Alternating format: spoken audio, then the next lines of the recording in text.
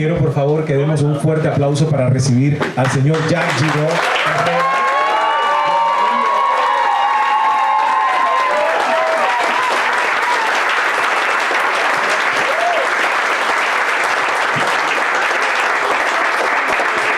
Creo que para la mayoría de las personas que estamos en esta sala quizás sea innecesaria la presentación formal de Jack, pero algo que he aprendido hace mucho tiempo, y como esto se está transmitiendo a redes sociales, es no asumir. Y por lo tanto vamos a hacer un breve resumen de quién es Jack Giraud. Algo que con las palabras es simplemente un retrato pálido, porque Jack, al igual que cualquier otro ser humano, no puede ser descrito por una historia en una breve síntesis, sino por la experiencia de vivir a Jack. Y yo creo que ustedes estarán de acuerdo conmigo. Lo que se siente cuando uno conversa, cuando comparte tiempo con él, cuando asiste a uno de sus seminarios o cuando ha recibido coaching o simplemente es familia, amigo, compañero de trabajo.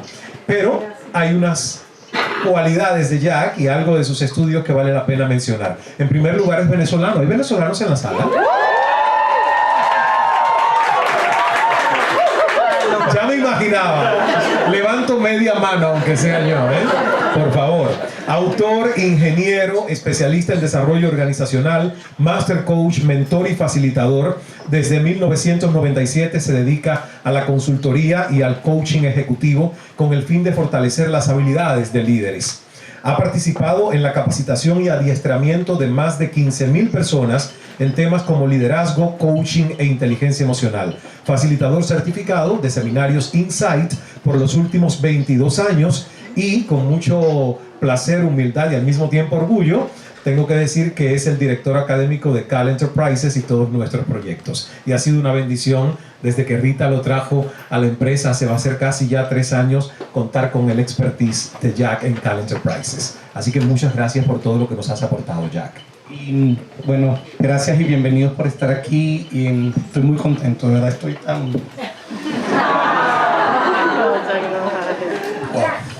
Bueno, ante todo quiero pedir disculpas por el atraso de 5 minutos. En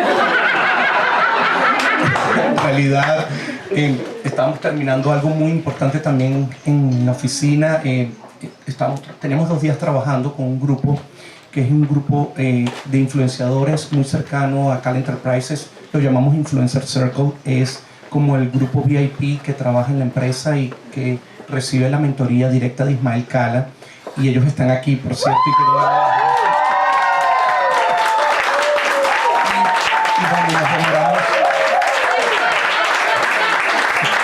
Bueno, yo sabía que esa era la reacción que iba a haber. No es un grupo de tímidos, como se dan cuenta, ¿no? Y nos demoramos un poco por estar aquí y gracias. Pero tengo que decir, porque veníamos en el auto juntos, que algunos de sus amigos son crueles. Ya habían pasado 2 minutos nada más, sí, 6:32, y los mensajes que Jack me leyó es: deberías volver a tomar Insight. Impuntual. Y yo, Jack, no, y tú sabes que me dijo, ¿qué estrés, por Dios? Alguien me dijo, mira, los amigos, entre comillas, deberían de estar aquí, que Antonio Ponte está allá atrás, que fue el que lo dijo. Así que... Muy bien, bueno, vamos a comenzar porque el tiempo, y Jack, ustedes saben que como ingeniero, lo primero que me dijo es: Ismael, el tiempo no es ilimitado. Te voy a dar una hoja para que tú entiendas cuál es el cronograma que hemos diseñado para el evento. Y yo le prometí que iba a cumplir con los pasos de las horas establecidas. Entonces, la primera parte te toca a ti, que son agradecimientos. Sí, me encantaría primero empezar a agradecerles a todos por estar aquí. Como les dije, reitero eso. Tengo personas muy especiales en mi vida que también están aquí, que no puedo negar que han contribuido en mucha forma a lo que estos últimos años desde que estoy aquí en los Estados Unidos.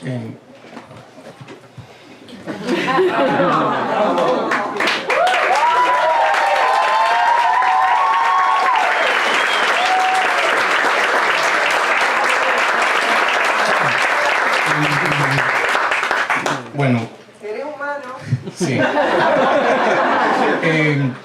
Bueno, tengo que empezar y les pedí que, obviamente, para que estuvieran cerca, en la primera fila, en la segunda fila, para que estuvieran cerca de mí. Bueno, Belkis Carrillo, quiero agradecerte por empujarme a escribir este libro. De verdad, me presionaste tanto que, bueno, Ismael me fastidió muchísimo, Rita Ramírez también, tú hicieron la diferencia con esto. A los que compren el libro, yo menciono a las personas por nombre y apellido directamente porque me parece importante. Julio Trujillo.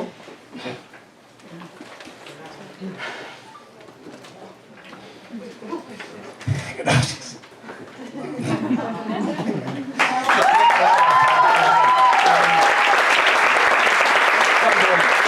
Cuando lean el libro van a entender que cuando te ponen una medida de Interpol y te bloquean todas las cuentas en Estados Unidos y en Venezuela y no tienes ni siquiera para comer, y que alguien incondicionalmente te dé su dinero, te dio su tarjeta de débito.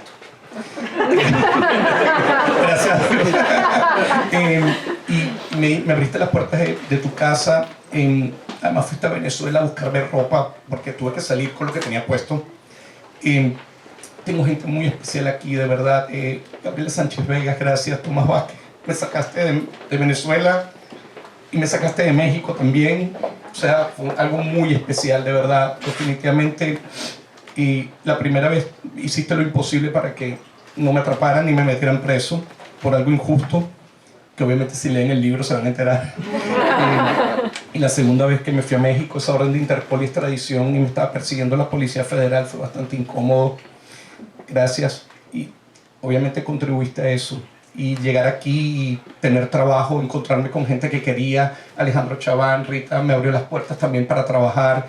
Y luego Ismael, hay gente, Ana Durante, o sea, gente que contribuyó tanto a eso. Y Juan Mesa, cuando vine para acá, Ismael, cuando uno emigra así tan bruscamente y no tienes como un norte, yo me acuerdo que yo le decía a Dios, yo lo único que quiero es tranquilidad, saber que puedo dormir en un buen lugar, que puedo comer y tener gente que me apoye y conseguir amigos, porque en realidad cuando uno está en situaciones de ese tipo, como que uno hiede y nadie quiere apoyarte porque piensa que quizás que o te van a pedir dinero o te van a pedir un apoyo o los vas a molestar con algo. La gente se desapareció, mucha, y gente que yo no me esperaba fue muy incondicional. Y Juan, tú fuiste muy incondicional también, y no puedo dejar de agradecerles a todos. Y veo tantas caras conocidas que, wow, gracias de verdad.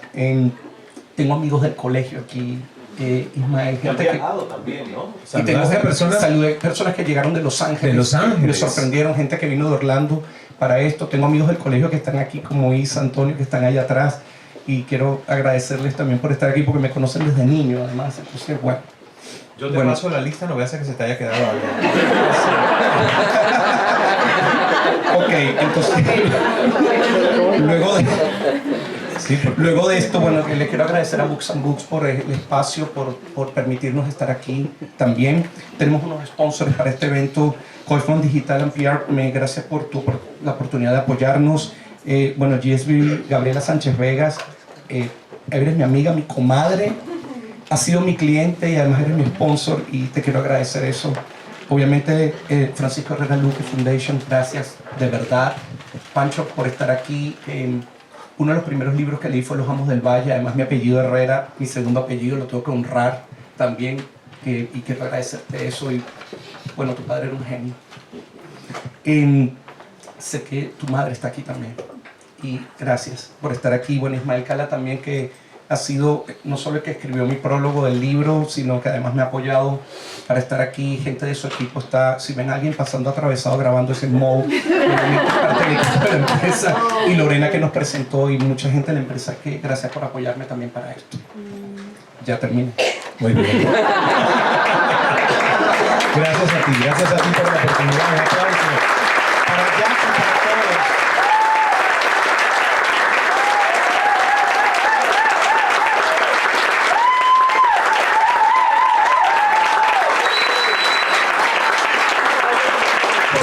Y entiendo la emoción que siente Jack, que además es alguien que generalmente, como está facilitando procesos en otros, controla muy bien sus emociones y la neutralidad. Todo el que conoce bien a Jack entiende que una de sus características es justamente su control emocional.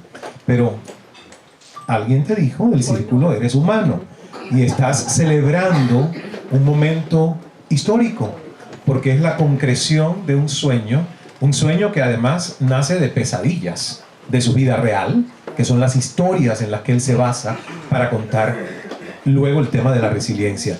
Y además te felicito porque es que es un libro que realmente, sin intentar ser un manual de autoayuda, es sin duda un libro totalmente reflexivo y práctico para que las personas encontremos herramientas, protocolos, entendamos cómo cultivar de una manera responsable el tema de la resiliencia. Y por ahí yo quiero comenzar, porque está muy de moda hoy la palabra resiliencia. Hace 10, 15 años esto era un tema que tú decías, hay que ser resiliente, y la gente decía, ¿de qué? ¿Cómo se come eso? Pero hoy ya es muy frecuente escuchar que sin resiliencia no hay felicidad, no hay despegue, no hay éxito. Entonces, ¿qué concepto manejas tú para súper resiliente, Jack? La idea del nombre vino, soñé. Soñé como algo como de un superhéroe. Y eso, hay una parte del libro donde habló de eso. Cuando nosotros éramos niños, normalmente nos disfrazaban de superhéroes. Mi padre me disfrazaba de Batman o del Zorro, me acuerdo. Y mi hermana era la que vestían como de princesa. Entonces siempre nos han como disfrazado desde niños en algo que es como más superlativo o como algo que necesitamos alcanzar. Y yo pienso que el ser humano en general, no nosotros, porque hay gente que piensa que resiliencia tiene que ver con que tengas una crisis muy grande o que vivas un dolor muy grande. Yo creo que todos en cierta forma somos resilientes porque todos hemos atravesado un desafío, hemos tenido una crisis y lo hemos superado.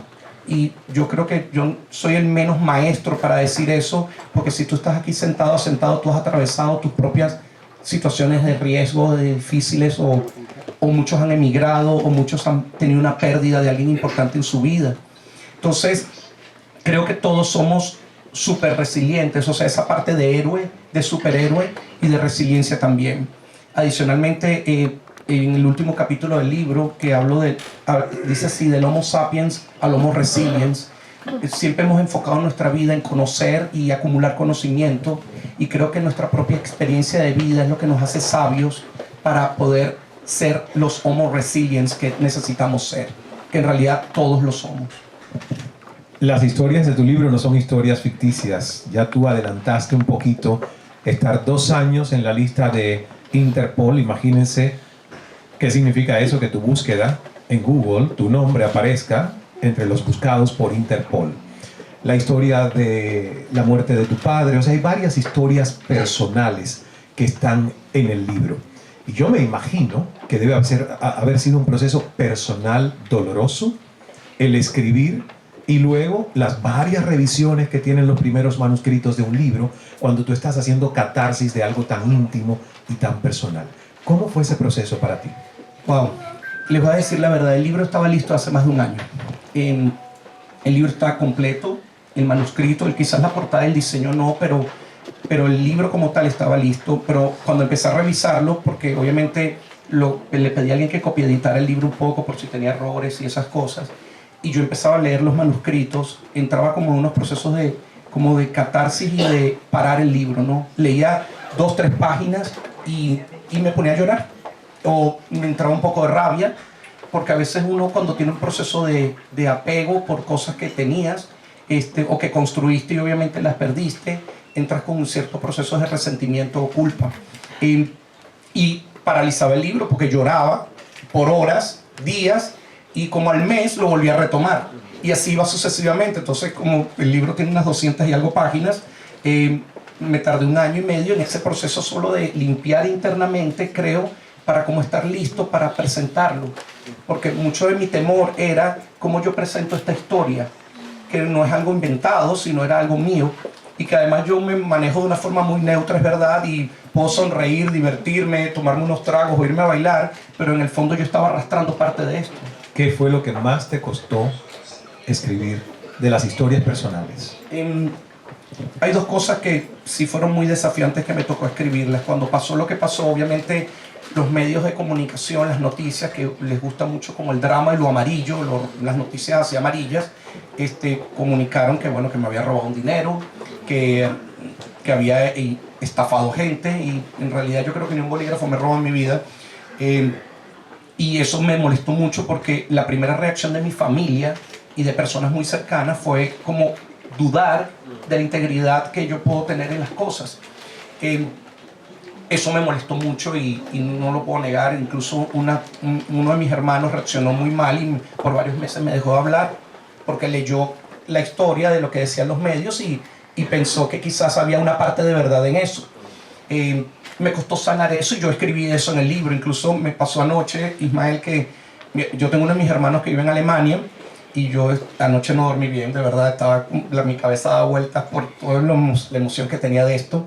Y obviamente mi hermano me vio online y me escribió y me dijo, Jaquecito, ¿estás despierto? Sí, ¿te puedo llamar? Sí. Yo le mandé el libro a mi familia. Fueron las únicas personas que leyeron el libro, aparte del libro que le entregué a Ismael y un libro que le di a Julio. Entonces yo le mandé el libro a mi familia, mi mamá llamó, todos me han llamado muy feliz. Este fue el hermano que no me había llamado. Me llamó en la madrugada y se puso a llorar y me dijo que, bueno, se disculpó. Tuvimos como una catarsis de perdón, porque me dijo que había entendido, él ya entendió que yo fui inocente y todo eso fue un asunto de lo que pasó con el gobierno y contra gente con la que estaba involucrada. Lo que él me dijo fue que él me pedía perdón y se pedía perdón a él porque había dudado de algo de mí, que yo había sido obviamente su referencia, y que lo que él me dijo fue que al yo perder esta oportunidad de estar cerca de él, porque me tuve que ir del país, muchas cosas, él en realidad resintió no lo que pasó, sino que resintió perder su referencia o su punto de referencia en la vida, que era yo. Wow. Qué fuertes, son de verdad que historias personales muy, muy, muy fuertes, y por eso siento que el tema de la resiliencia para el primero de muchos libros que esperamos bajo tu firma, porque tú podías haber escrito de cualquier otro tema, lleva más de 20 años dictando seminarios Insight, o sea que temas para escribir a Jack no le van a faltar por el resto de su vida, pero siento que este era el tema necesario como ópera prima, porque era el tema que necesitaba sanar, hacer catarsis, cerrar ciclos en ti.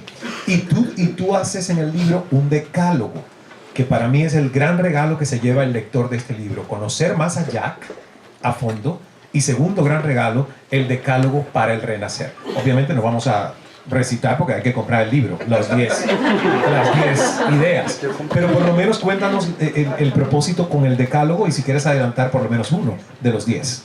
A ver, escribí 10 claves para ser resiliente, y son 10 claves prácticas. Hice una investigación y obviamente lo que hice después de mi investigación es que, basado en mi propia experiencia, definí, así como los 10 mandamientos, hice un decálogo.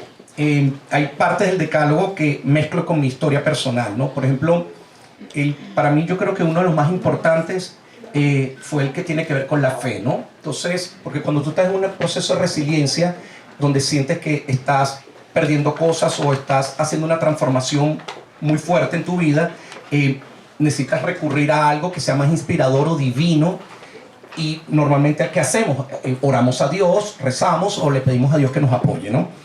Pero como quería ser neutro en la forma de expresar eso y respetuoso, porque hay personas que pueden leer este libro que no crean en Dios, que según mi punto de vista, bueno, no estoy de acuerdo con eso, porque yo siento que Dios está en todas las cosas que están a mi alrededor. Le puse algo como que el universo siempre conspira para que las cosas sucedan. Y eso me lo decía un buen amigo brasileño que murió, que se llama Flavio. Él decía, ya calma, que el universo siempre va a conspirar para que todo suceda. Y él me dio su apartamento 6 meses para vivir gratis. Me dio dinero para mantenerme 6 meses. Un hombre que prácticamente conocí en un curso de Insight y me hice su amigo, pero más que todo por su propia insistencia, ni siquiera porque mi propia naturalidad me acercó a él. Además, tenía casi 20, 25 años más que yo. Y él y su esposa se portaron muy bien conmigo. Él me decía siempre eso. Y involucré un capítulo de fe, porque las personas normalmente recuerdan a Dios en las cosas malas, porque lo hacen en forma de juicio o reclamo. Pero lo que estoy escribiendo en el libro es que necesitamos recordarle las cosas buenas, porque estamos rodeados de bendiciones. Hay unas palabras hebreas que a mí me encantan, Baruch Basham, que tiene que ver con las bendiciones ya han sido dadas. Y eso fue lo que escribí en el libro. Nosotros tenemos una cantidad de bendiciones que no nos damos cuenta. Bendiciones tan simples como que estamos vivos, podemos caminar, mirar, tocar gente, y tenemos amigos y personas que nos pueden rodear y darnos de su apoyo. Y yo creo que la fe va por ahí, porque yo siento que Dios es tan bueno con nosotros que nos pone personas las personas apropiadas cerca para los momentos que más necesitamos que el apoyo esté presente. Y de eso es que hablo en el libro. Y llega la amistad, llega el amor, llega la paciencia, porque también me imagino que gente que está a mi alrededor tuvo mucha paciencia porque tenía mis procesos de catarsis y de crisis. O sea, no es que yo manejaba todo con una naturalidad maravillosa. Eso es una de las partes del decálogo que más me gusta. Y una que me pareció súper importante colocar es que hay un tema de responsabilidad en todo el tema de la resiliencia, que es el siguiente. A veces pensamos que es la vida la que sucede y nos hace cosas. Y algo que coloco en el libro es que nosotros creamos, provocamos y permitimos lo que sucede en nuestra vida. Quizás nosotros no lo creamos o lo provocamos la situación, pero sí permitimos que las cosas sucedan, porque no sabemos colocar límites, o porque no colocamos las reglas claras, o no colocamos acuerdos específicos, y obviamente las consecuencias de nuestras acciones llegan y tenemos que asumir las consecuencias de esas acciones. Entonces hablo en una parte del decálogo que nosotros necesitamos ser responsables de nuestras propias creaciones. Y yo ahora, viéndolo después de 9 años, porque todo esto sucedió, la crisis del banco y lo de Interpol hace 9 años, lo de mi padre hace 17 años con el asesinato de mi papá, yo creo que en cierta forma, consciente o inconscientemente, yo creé mucho esta situación. Pero hoy veo la bendición, el Baruch Hashem, de que la bendición ha sido dada. Tengo un libro, conocí gente maravillosa y fantástica, reforcé la amistad con gente que amaba y quería. Estoy aquí en el Books and Books y, bueno, el 21 es mi entrevista a la ciudadanía norteamericana. Estoy cerrando un ciclo con eso también.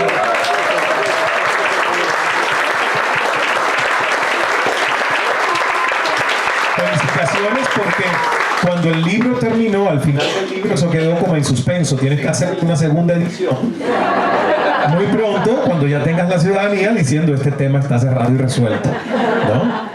Me queda nada más, porque de acuerdo a tu cronograma, mi tiempo es hasta las 7:10, y a partir de ahí tienen ustedes 20 minutos para hacer preguntas a Jack. Y a las 7:30 es el bautizo. ¿Saben lo que va a suceder? Estamos informados. Entonces, la última pregunta en estos 5 minutos que nos quedan, y tiene que ver con resiliencia y duelo, porque es un tema que es muy importante, y tú aquí lo hablas en el libro, y hay mucha gente, y me incluyo hace unos años atrás, cuando no tenía el proceso, que no está preparado, porque no nos lo enseñan en la escuela, de cómo ser resilientes. Si algo me tiene que fortalecer, vivo una tragedia, cómo la proceso, cómo le dejo de llamar tragedia, cómo todo lo que vivo me hace crecer, avanzar, como en Insight ustedes tienen el primero de los acuerdos, ¿verdad? Pero tú hablas aquí de etapas y das las herramientas de cómo procesar y superar un duelo. Sí, en realidad, cuando tú vives un proceso de resiliencia o una crisis, tú vives un duelo, porque tú sueltas algo a lo que estás acostumbrado o apegado, y obviamente necesitas abrazar lo nuevo que viene para ti. A veces lo nuevo no viene como a ti te gusta, sino viene de la forma que llega. Sí, el duelo tiene varias etapas, lo explico en el libro, tengo un capítulo dedicado para eso y lo relacioné a mi propia historia. Lo primero que me pasó, y en verdad me sucedió, fue negación. Negación no solamente de lo que estaba sucediendo en mi realidad, sino de la responsabilidad que yo tenía sobre eso, ¿no? El pobre Tomás creo que se aguantó, porque Tomás estaba en el banco, en donde fue una de las personas que también tuvo este proceso de Interpol y toda esta crisis. Yo le reclamaba a él todo lo que estaba pasando, porque yo creo que tenía una vida perfecta en ese momento. Tenía pareja, tenía un buen lugar donde vivir, tenía mi vida tranquila, tenía un buen dinero, o sea, todo estaba muy bien. Era un proceso de negación, y obviamente después de la negación hay un tema de ira, que obviamente sucede y llega, y necesité aprender a manejarlo. Y algo interesante, para mí esto, Ismael, fue un desafío de las herramientas que yo le enseñaba a la gente, porque no es lo mismo enseñarlo, sino vivir la experiencia de que las apliques contigo, y al aplicarlas contigo creo que eres un mejor maestro, porque nadie le puede robar a nadie la experiencia del conocimiento ya vivido por uno mismo. Entonces, después de esa ira, tuvo un proceso extraño, porque normalmente cuando hay un duelo hay como una negociación donde tratamos de atraer el pasado y traer el pasado para que, como no soltar el pasado, pero tampoco abrazamos lo que está sucediendo en el presente, para luego tocar un fondo. Sí, tuve momentos, mira, muy difíciles, donde creo que tuve mucho dolor pero creo que fue dolor de soltar lo que yo había construido, pero me había olvidado que yo lo había construido, que yo podía volverlo a construir si yo quería, y que todo dependía de mi actitud. Ahí tuve como una transformación y entré en un proceso de aceptación, que yo creo que es la parte más importante del proceso de duelo, que es cuando tú aceptas tu realidad, pero aceptas también que tienes la habilidad de responder y crear una nueva realidad. Y eso es lo que yo siento que está pasando en mi vida, que estoy creando una nueva realidad. Yo te felicito en lo personal porque sé el proceso de escribir un libro, la determinación, la disciplina que lleva. Pero además, porque como escritor, ninguno de los libros subsiguientes tuvo el impacto emocional del primero. El primer libro es como quitar las capas más secas de una cebollita y uno encontrar dentro dónde está el jugo y dónde está la verdadera transformación. Y aunque vas a escribir muchos otros súper resiliente, siempre va a ser ese que marcó un cambio en tu vida y que marcó un cierre y un inicio de un proceso. Y creo, además, estoy seguro que este libro, en las manos del lector, va a ser una herramienta de bendiciones, de transformación y que va a salvar muchas vidas. Porque muchísimas personas, a veces con una simple lectura, pueden desencadenar patrones diferentes de pensamientos y salir de algo donde han estado enquistados en el pasado. Así que gracias, Jack, por escribir este libro, y ahora es el tiempo para que ustedes tengan la oportunidad de hacerles algunas preguntas a Jack. ¿Quién comienza? Ah, muy bien, señor. Primero, felicitaciones. Gracias. ¿Y quedó algo pendiente en el tintero con este libro? Algo que hubiera, después que leíste, revisaste, ¿quedó algo que hubieras querido que estuviera en ese libro, o te sientes como que ahí está lo que yo quería escribir? Justamente eso lo pensé anoche, ¿no? Te voy a decir qué es y lo voy a hacer ahora aquí en público porque estamos grabándolo. En el agradecimiento del libro, yo le agradezco a varias personas que en realidad contribuyeron a que yo esté hoy donde estoy. Pero hay un agradecimiento que quiero reforzar. A ver. Mi mamá es una mujer adorable. Es un ángel por su paciencia conmigo. Y aunque en el libro la primera persona que agradezco es a ella, yo creo que la bendición más grande que yo tengo es que yo estoy vivo. Y estoy vivo porque ella hizo el esfuerzo con mi padre. Definitivamente. ¿Un esfuerzo para hacerte o para mantenerte?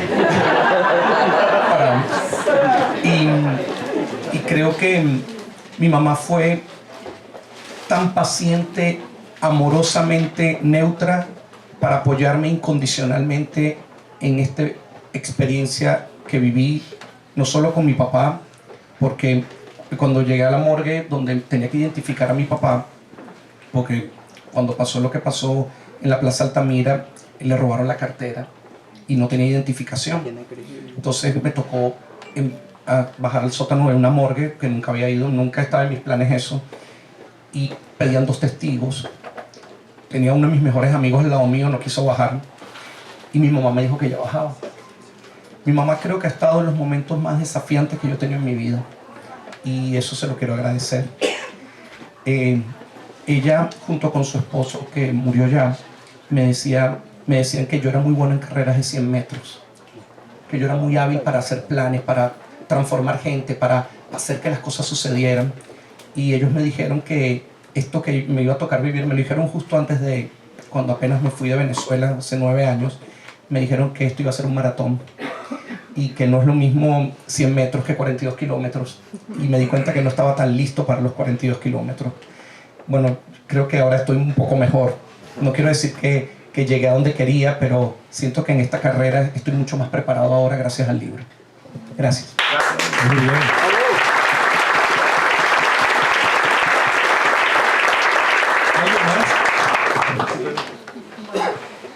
Hola, mi nombre es Alexandra, conozco a Jack desde Venezuela de toda la vida y estoy aquí porque mi hermana me mataba, si no estaba. Mariana, y bueno, muy feliz. Jack, como siempre tengo la costumbre, cuando conozco un libro nuevo, además amo los libros, los abro al azar. Y justamente abrí el azar y me encantó esta frase que dice: el ave fénix no es un mito. ¿Puedes hablar un poquito de ese concepto? Más bien voy a romper el mito. La gente piensa que hay que ser como un ave fénix, transformarnos, las cenizas, las lágrimas son curativas. Es una metáfora, definitivamente, porque no hay que vivir algo muy grave para renacer. Nosotros renacemos todos los días. Además, nuestro cuerpo está diseñado para renacer. Nuestras células se renacen constantemente. Somos aves fénix, ¿por qué? Porque tenemos la capacidad de levantarnos siempre. Y la metáfora que quiero hacer, que les compartí ahora, es esta.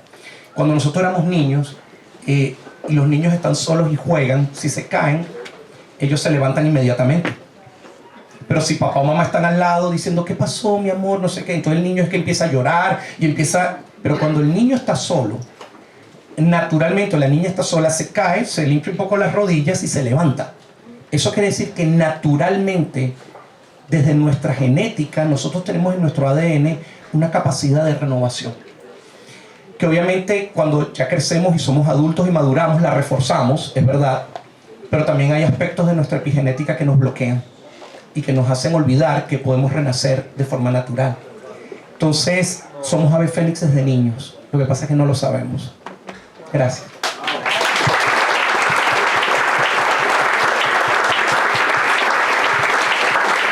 ¿Alguien más? Tenemos tiempo, por favor. Ahí, al final de la sala, por favor, sí. Felicitaciones. Muchos de los que estamos aquí te conocemos como seminarista, ¿verdad? Me gustaría saber si el libro va a llevar a un taller que nos regales. Ok. Justo el jueves de la semana pasada, que en realidad mi intención era hacerlo en diciembre, pero entre Ismael... Pero a Jack hay que empujarlo. Hay que empujarlo. Porque yo planifico mucho y me gusta hacer las cosas con mi ritmo y mi tiempo. Entonces, entre Bruno e Ismael, el jueves grabé en Cal Enterprises, en el estudio, un curso de resiliencia, 4 módulos. Está basado en el libro, con un cuaderno de trabajo para hacer práctico el trabajo de resiliencia, y va a salir en la academia de Cal Academy, en la academia online de Ismael, en Thanksgiving, y no puedo dar más noticias sobre eso. Pero sí, el libro está, y el taller viene, y en diciembre voy a grabar la versión de audiobook del libro también, que va a estar disponible para todos. Muy buena pregunta, porque mira, si no haces esa pregunta, ni se te hubiera ocurrido que ya grabaste el taller y que no lo hubiésemos mencionado. ¿Alguien más? De este lado. Bueno, ya vimos que hay libro, hay curso, hay audiobook. ¿Cuándo sale la película en Netflix? Bueno, Miguel Azor, mira, el que preguntó es Miguel, me conoce desde que soy niño, porque también es como Antonio del colegio, ¿no? Miguel, aquí hay una persona que se llama Gabriela, que ella me dijo, cuando yo le conté esta historia por primera vez, ella fue la que me dijo, ella no me dijo del libro, ella me dijo, esta historia es como para un guión de Hollywood. Porque claro, salir de Venezuela escapado, con la policía política persiguiendo, salir de México de una forma muy especial y particular, con una orden de Interpol y una orden de extradición puesta, llegar aquí y que todo fluyera de forma tan natural como fluyó, al tiempo de Dios, definitivamente, no a mi tiempo, fue algo mágico, de verdad. Entonces, después hablaré con Gabriela, Miguel, para que ver cómo hacemos para hacer una película de esto, porque sí puede ser el material para una muy buena película, de verdad que sí.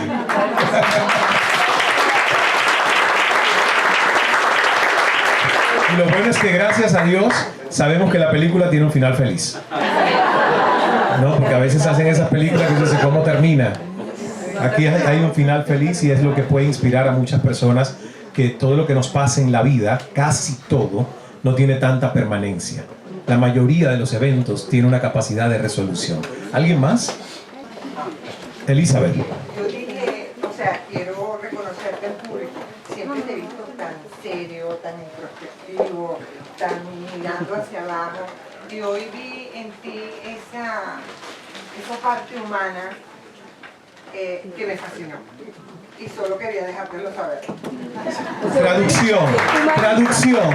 Hasta hoy creía que eras una máquina, un robot. Hoy me he dado cuenta que no eres metahuman, que eres humano completamente. Muy bien. Que llora, que siente, que llora. Me encanta. Sí, y coincido, es verdad, ¿no? Ver este lado de Jack, cuando él siempre es el que le toca mediar, ser ese negociador, mantener la neutralidad, porque es una premisa que hemos aprendido de él, poner distancia y poder evaluar situaciones con objetividad, y esa es una característica que él tiene, que es de verdad muy difícil en nosotros los seres humanos, que somos adictos al drama, y verte hoy desde la vulnerabilidad, el expresar desde el corazón lo que sientes, creo que a todos nos ha humanizado mucho más al verte así.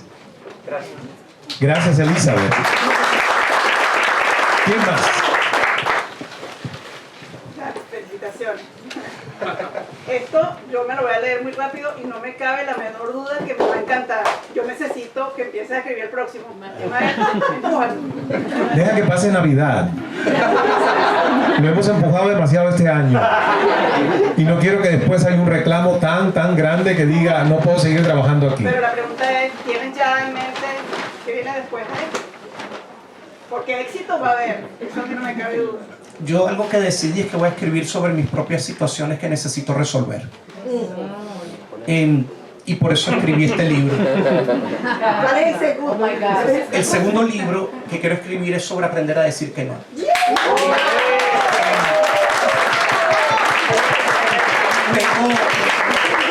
Siempre he tenido como esa situación de por quedar bien me sobrecomprometo y no sé colocar límites adecuadamente. Entonces voy a escribir sobre aprender a decir que no, y lo voy a integrar también con anécdotas de historias de personas que han llegado a mi vida, en donde yo los he apoyado como facilitador o como coach, que por no haber dicho no, sus vidas se tornaron un caos. Y con claves de cómo aprender a decir que no y colocar límites sabios, amorosos, para que podamos estar cuidándonos mucho más a nosotros en vez de estar cuidando a otros. Esa es la intención. Pero bueno, con calma. Reservemos la sala para el próximo. Sí, ¿quién más? Yo. Mira, bueno, mi nombre es Katiuska, ¿cómo están? Oye, Jack, sabes que yo creo que ojalá que sigas en este camino, ojalá que sigas escribiendo, porque yo sí creo que tienes mucho que aportar, porque además yo siempre creo que de cada persona hay una historia. Y quisiera como que evaluaras pues la posibilidad de que no se te olvide y lo sigas haciendo, porque yo creo que la cercanía, el darte cuenta, porque a veces vemos a personas exitosas y creemos que esto le cayó como de la nada o no pasó, y yo creo que eso es importante, mostrar desde gente exitosa, mostrar que todos somos seres humanos y que pasamos historia, y que cuando hablamos con alguien, esa persona tiene una historia atrás. A veces creemos que hablamos con el éxito y no con su historia. Entonces yo sí creo que toda esta parte humana y todo lo que tú estás hablando, y desde tus heridas, porque yo soy de las que creo que la gente enseña desde sus heridas y no desde su certeza, creo que vas a llegar, pues, oye, de verdad que te lo agradezco. Y me encantaría saber, cuando tú escribiste, ¿pensaste en ti o en aquello que aporta? Ay, es una muy buena pregunta. Te voy a decir que lo primero que pensé es, porque aquí escribí, por ejemplo, escribí lo de mi hermano. O sea, a veces exponer a un hermano y decir que no creyó en mí, eso fue bastante desafiante. Siento, o sea, lo veo lo más desde el amor, para decirlo. Creo que esto fue muy desafiante escribir, porque en realidad no sabía de en qué forma yo quería expresar una emoción que estaba presente en mí y que podía quizás afectar o herir a otras personas. Después tuve un momento en este proceso de escribir donde dije, mira, que sea la verdad, porque en realidad, mira, para justicia el tiempo y para verdad es Dios. Entonces, esto que llegue como tiene que llegar. Por eso las primeras personas que leyeron el libro fueron mis hermanos y mi mamá, porque ellos tenían que ver también la historia de lo que yo no compartí con ellos, porque yo no quise mostrar mucho mi dolor para no sobrepreocuparlos ni que estuvieran como estresados, o mi mamá estresada por lo que me estaba pasando. Yo me tragué mucho, es verdad. Pocas personas se aguantaron esa catarsis que yo tuve. O sea, sé que Julio se aguantó mucho, Tomás, Juan, que son mis personas más cercanas, se aguantaron mucho mi catarsis, porque no me atreví a compartirla con mi familia, porque no quería sobreherirlos o sobrepreocuparlos. Pero sí siento que esto fue muy importante para mí, porque yo no quise escribir desde la herida, yo quise escribir desde lo que yo aprendí de esa herida. Porque cuando uno dice, bueno, perdonar es olvidar, para mí eso no es cierto en mi punto de vista, porque los hechos no los puedes cambiar. Los hechos ocurrieron, pero la carga emocional que tú le colocas al hecho es lo que tú sí puedes cambiar. Entonces, ahí fue donde yo hice como el resignificado de esto, donde yo vi que el problema era el juicio que yo colocaba sobre esa situación. Y en el momento que yo me di cuenta que el juicio era un problema mío, que no era un problema de los demás, ahí fue donde yo hice la verdadera catarsis. Y en realidad no hay heridas aquí, son como aprendizajes reales. Porque todos hemos perdido a alguien, todos hemos emigrado. Lo que pasa es que quizás la historia tiene unos elementos adicionales, pero es como hacerlo desde el amor y no desde el dolor. De yo elegir desde qué lugar dentro de mí lo quiero hacer. Para mí la verdadera integridad y coherencia es hacerlo desde mi propia verdad, y ahí me di cuenta que mi verdad era el amor, porque lo que me movió a escribir esto fue lo que yo quería dar y lo que yo quería aportar. Quiero decirte algo más. Elba Escobar, que es una actriz venezolana, estaba como discutiendo con ella acerca del final del libro, y yo le decía que me sentía un poco mal y vanidoso, o desde un lugar de ego, a escribir algo como de mi historia. Y ella me dijo que en realidad no era así, sino que lo que la gente iba a aprender no era de Jack, sino de la experiencia de cómo él hizo la transformación. Y eso yo creo que es lo importante, que el verdadero legado no es tanto la persona lo que lo está dando, o sea, que todo se centra en ti, sino en la transformación que hizo, porque todos somos capaces de transformarnos.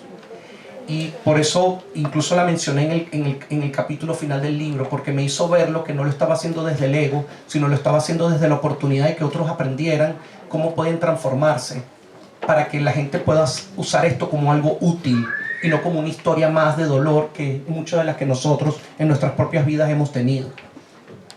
Gracias. Gracias. Qué buena la pregunta de Katiuska, porque todos sabemos que en los libros, un libro nunca tiene una conexión tan cercana en el corazón del lector como cuando tiene una historia que se revela, y es una historia real de vulnerabilidad del autor. O sea, libros de resiliencia a nivel académico, uno va a poder encontrar varios, pero no se te queda, porque nosotros no somos seres que únicamente estamos para razonar a nivel cognitivo cuáles son los conceptos. Lo que queda aquí es el proceso que él hizo y cómo la historia es contada no desde la víctima, de pobrecito lo que me pasó, sino lo pude superar, tú lo puedes superar. Te lo estoy contando porque aquí están las herramientas que me ayudaron a mí a procesar algo tan difícil en una época de mi vida, por lo tanto te van a servir a ti. Y esa es la gran utilidad que tiene el libro, y lo has hecho magistralmente. ¿Alguien me la toma? Mi nombre es Elizabeth Silva, me ha traído el espíritu, porque estoy aquí, llegué ayer de Colombia, y estoy aquí por invitación de Margarita del MCIA. Estoy dichosa de ver esto, lo que ha realizado, verdaderamente que es muy hermoso que hayas podido llenarte de toda esa fe para llegar a este camino. Entonces la pregunta es la siguiente, no tendría que haber preguntas porque ya todo está como contestado, pero ¿qué te hace a ti que necesites el empujoncito?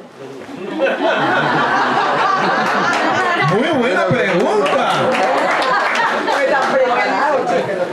Wow, es una muy buena pregunta. Creo que el problema fue que cuando fui criado de niño, fui criado desde una conciencia de bastante escasez.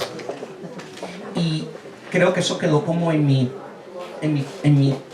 genes, en algún lugar, y lo que he hecho es constantemente recordarme que yo puedo hacer el cambio, ¿no? Y por eso me atraso. Yo siento que soy muy lento en confiar en mí mismo y decir, bueno, ok, estoy listo para la próxima rama, pero tengo que soltar la otra.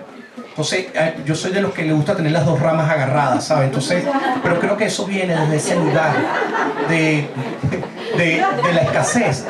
Y creo que eso viene desde niño. Y aunque en Insight y en MCI he hecho mucho el trabajo de hacer la introspección, de mirarme, lo tengo claro. Y obviamente parte de escribir este libro es eso, como empujarme a moverme al próximo nivel y que nadie lo va a hacer por mí. Aunque tengo gente que me apoya, que me lo recuerda constantemente, es como moverme yo al próximo nivel porque yo quiero ser responsable de mis propias creaciones.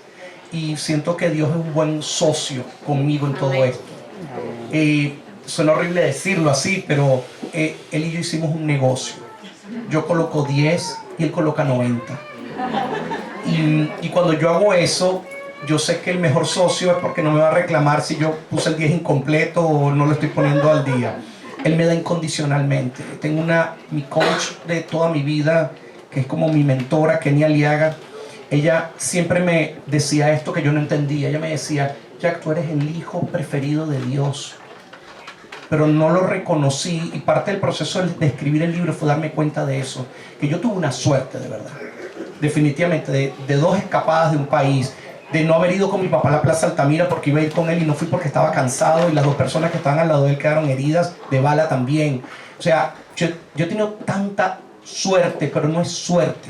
Es que yo he estado en el lugar justo y he escuchado las señales que Dios me puso al frente. Y las tomé. Y así sucede la magia. Pero bueno, esto es como difícil de explicar. Pero gracias por la pregunta. Creo que tenemos tiempo para una última pregunta. Ya la responde brevemente porque ya ella había levantado la mano. Más que una pregunta, yo quiero cerrar un ciclo de dar y recibir contigo, porque hace 20 años me paré frente a ti, sin sueños, con una vida terrible, con ganas de ser psicóloga con el alma, y me regalaste una herramienta que hasta hoy me da la vida que tengo hoy. Me regalaste mi afirmación para la vida y pude cumplir mis 3 metas que ese día te pedí que me ayudaras a cumplir. Me divorcié de un matrimonio terrible, me gradué de psicóloga en la universidad y hoy tengo una empresa próspera que manejo sola, que era mi tercer sueño. Tú me hiciste súper resiliente hace 20 años y hoy en día hago esto con muchísima gente alrededor del mundo y les cambio sus vidas.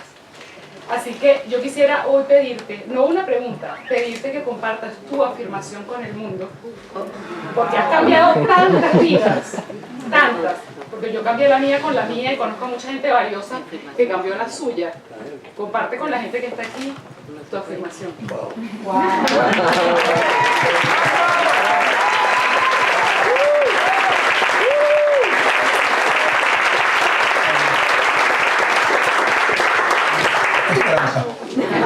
Porque es que nunca la digo en voz alta. Estamos en el Inside 2 en el año 89.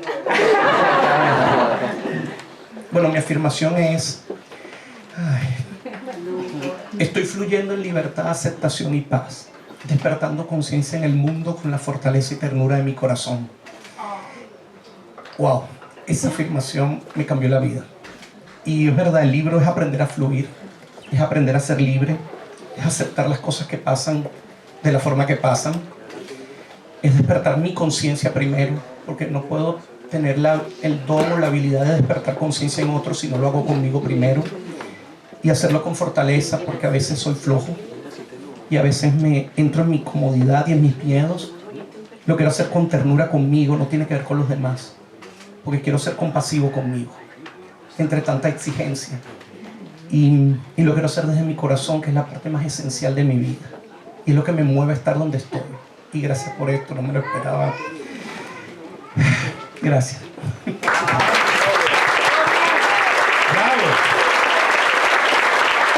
No hay nunca casualidades. El orden de las preguntas importa si ese cierre dramatúrgicamente es el que Dios tenía. No, díganme si, o sea, es el que Dios tenía planificado por cuestiones del horario que el ingeniero ha solicitado. Esta es la hora del bautizo del libro. Y va a ser un bautizo porque lo primero que yo le pregunté a Jack es: tú eres venezolano. A mí me hicieron bautizar un libro en Venezuela que, como yo no sabía que esa era una costumbre en Venezuela, me horroricé. Porque me hicieron tirarle champán a las hojas de un libro. Entonces ya me dijo: no te preocupes que el mío no va a ser así. Entonces, vamos a hacer el bautizo. Sí, vale. En realidad, es que me parece que vertir champaña es como dañar el libro. Entonces, amablemente, Rick Lady y Aide me compraron unos pétalos de rosas para poder hacerlo con unos pétalos de rosa, y gracias por este favor, porque de toda la planificación se me olvidó. Y vamos a hacerlo. Entonces, quiero agradecerles a todos porque vinieron, por sus preguntas. Verlos aquí me encantó. Quería invitarlos y hacer este evento porque en realidad yo no soy el protagonista de este libro, porque aquí hay muchos protagonistas que algunos no están aquí y ya no están tampoco con nosotros, y otros sí están aquí. Entonces quería que formaran parte de este momento, porque esto es como un hijo, y esto es como que requiere un bautizo, porque los niños requieren que se les coloque un nombre. Es verdad, sí, Súper Resiliente es parte de mi vida, pero en realidad quiero que sea parte de la vida de las otras personas también. Entonces, bauticemos. Interesante, ¿saben qué? Ismael me dice, abre la página en la que salga para bautizar el libro, y la página que salió dice: reconoce a tu saboteador. Un buen mensaje, porque cuando preguntaron sobre por qué había que darle el empujoncito, yo me mordí la lengua. Hay que darle el empujoncito porque Jack es demasiado exigente en sí mismo. Y hay un momento donde uno tiene que liberar y que dejar ir. Si uno se pone a pensar cuando un libro está listo, nunca le da enviar al correo electrónico del manuscrito, porque siempre pensamos que le falta algo. Entonces, por eso cuando lo empujas, él dice: sí, sí, ya está, y se lanza. Si no, él lo va a seguir mejorando, desarrollando, engordándolo, haciendo aún mejor, pero va a tener más oportunidades siempre de escribir un nuevo libro, y cada nuevo libro será mejor que el anterior, porque esa es la política de Kaizen, ¿no? De constante mejoría. Entonces, ¿qué tal si te ayudo a sujetar el libro y lo bautizas con los pétalos? Quiero pedir la luz para que todo lo que suceda a partir de hoy en mi vida y en la vida de ustedes sea para el bien mayor, que a todos nos concierne. Y como mencioné las palabras en hebreo, Baruch Bashan, las bendiciones encantadas para todos y para el libro y para mí también. Amén.